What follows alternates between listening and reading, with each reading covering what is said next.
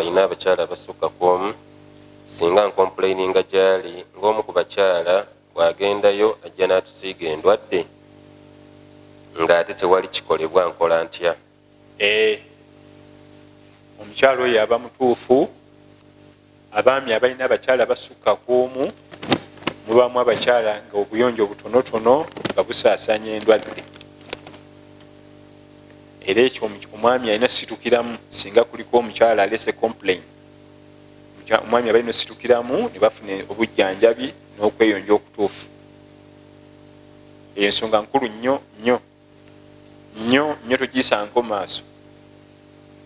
Tolina gigayalirira, sala amagezi, kubanga abantu abo tebenkana buyonjo. Abamu begayalirira obukyafu ne bubaleetera endwadde, kate gwe n'ozijja eno n'ozizza eri. Endwadde zo mu bifo ebyo nyangu nnyo zakutambula, nyangu nnyo zakujjuka kuva kwona okudda kwoli.